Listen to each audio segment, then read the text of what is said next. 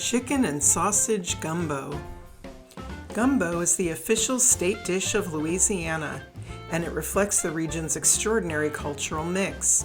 Its roots are global, evolving from French bouillabaisse, built on the French technique of roux, layered with Caribbean spice traditions, German sausage making, African okra, and served over rice influenced by Spanish cuisine. It's technically a soup, but its depth and richness make it something far more substantial. There are as many versions of gumbo as there are Southern cooks, with proteins ranging from chicken and sausage to seafood and even game like alligator. What every gumbo shares is a deeply developed roux for flavor and either okra or filet powder, or sometimes both, used as a thickener. Now let's bring those cultures together and get cooking. At the end of the ingredient list, we'll take a closer look at 2 ingredients that are especially important to today's gumbo. To make chicken and sausage gumbo, you will need 2 medium onions, 2 ribs of celery, 1 green bell pepper, 2 to 3 green onions, 1 bunch Italian parsley, 4 to 5 garlic cloves, 1 1/4 pounds andouille or Cajun sausage, a 1/2 pound lean baked ham. You'll want this in a single piece so you can cut large cubes. 3 1/2 to 4 pounds skin-on, bone-in chicken thighs. 2/3 a cup vegetable oil. A 1/2 to 3/4 cup flour. 2 quarts cold water. 3 teaspoons salt. 1 teaspoon freshly ground black pepper. 1/8 teaspoon cayenne.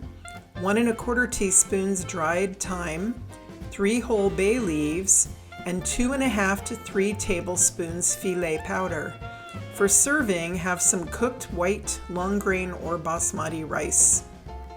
Before we start cooking, let's take a closer look at 2 ingredients that are essential to today's gumbo. Andouille sausage is a smoked pork sausage that's heavily seasoned with garlic, black pepper, and spices, and it plays a major role in Cajun and Creole cooking. Unlike many smooth sausages, andouille has a coarse texture and a bold, smoky flavor, which adds depth and richness to dishes like gumbo and jambalaya. If you can't find andouille, a good Cajun smoked sausage is the best substitute. It will still give you that essential smoke and spice that defines this style of gumbo. Filet powder is made from dried and ground sassafras leaves, and it's an ingredient with deep roots in Louisiana cooking.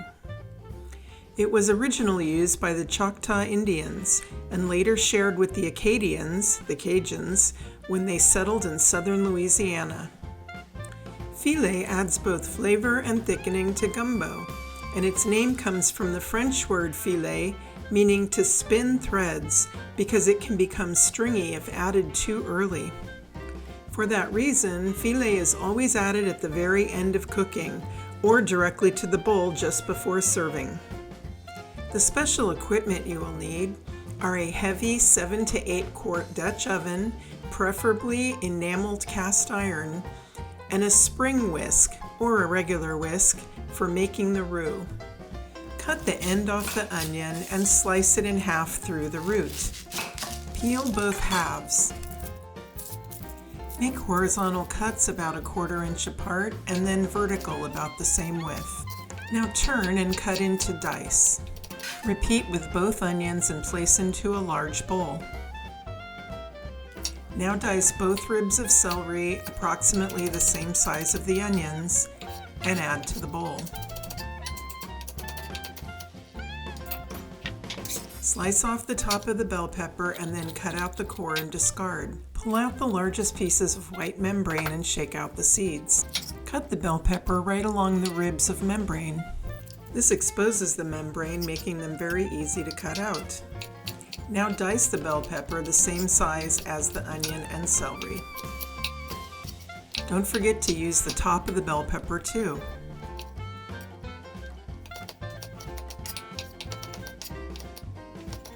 Add the diced bell pepper to the onion and celery. This combination of onion, celery, and bell pepper is known as the Holy Trinity, and it's the foundation of Louisiana cooking. You'll find it at the start of Cajun, Creole, and New Orleans dishes, where it plays the same role that mirepoix does in French cuisine: onion, celery, and carrot, with bell pepper replacing the carrot. Dice the green onion and place into a small bowl.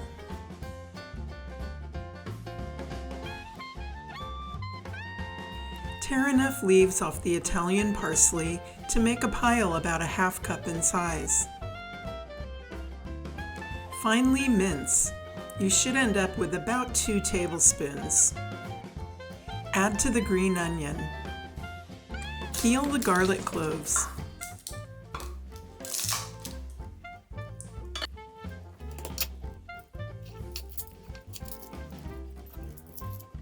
To mince, start by slicing the cloves. Run your knife through the pile, keeping the tip of your knife on the board. Add to the green onion and parsley. Cut the andouille sausage into 1/2-inch thick slices. Place in a bowl. You'll see that our 1/2-pound ham is a single piece rather than slices, so we can cut it in thick cubes. Cut into about 1/2-inch cubes and add to the sausage.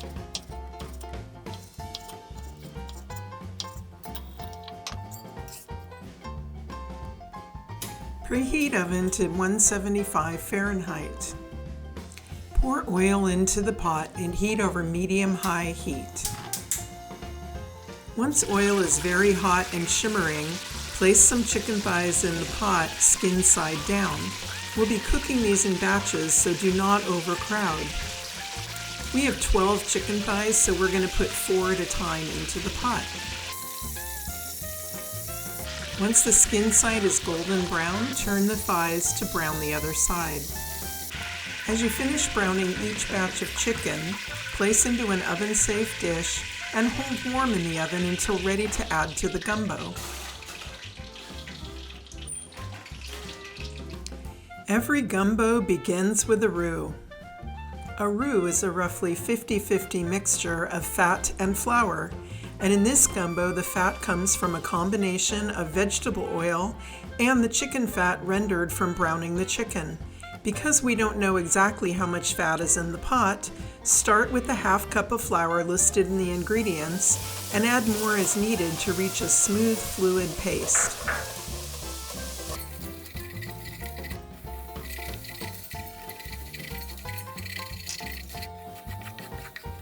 As the roux cooks, it gradually darkens in color and develops deeper, nuttier flavor. The longer it cooks, the more flavor it adds, but the less thickening power it has, which is why this gumbo is finished with filet powder at the end. Stir frequently and consistently, watching the color closely.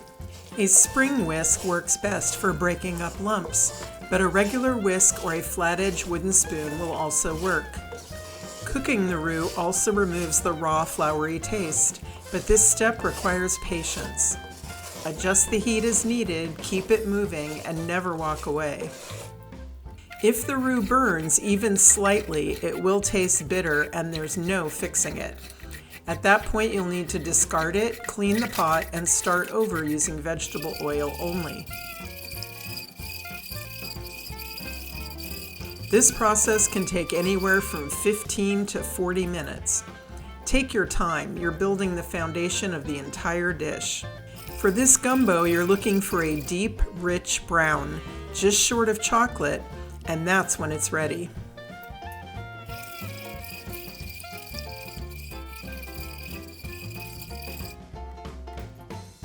As soon as the roux is ready, add the Holy Trinity, the sausage and ham, and the parsley, green onion, and garlic. Stir well to coat everything in the roux. Cook for 10 minutes, continually stirring. After 10 minutes, add a 1/4 cup of the water and the chicken thighs.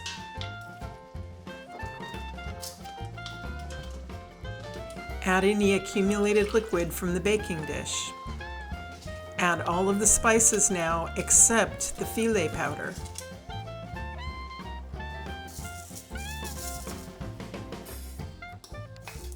Now add the rest of the water and stir to combine.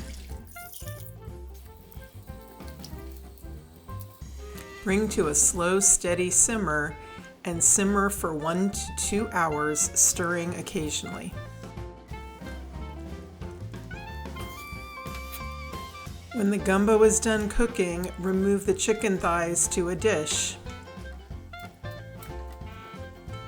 Remove any chicken skins that have come loose in the pot. Now pull the chicken skin off each thigh and return the thigh to the pot. If you like, you can also remove the bones from the chicken thighs at this time, but it's up to you.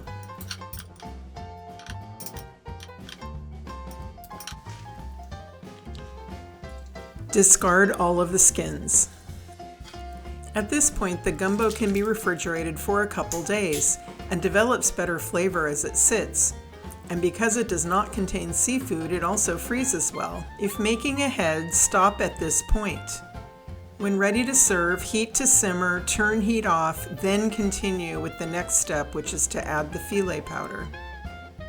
If you are not going to serve the entire pot of gumbo all at once, place the portion you are going to serve into a smaller pot. Bring the portion you are going to serve to a simmer, then remove from heat and stir in the filet powder, roughly 1 tablespoon for every 10 cups of gumbo.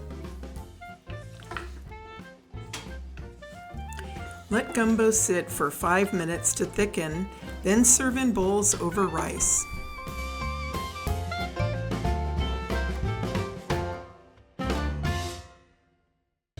Thank you so much for joining Food Immerse and exploring different cuisines, ingredients, and cooking techniques. If you enjoyed this video, please hit like and subscribe so you don't miss a single delicious episode. If you make this dish, I would love to hear about it in the comments or shoot me an email. Until next time, cheers to good food.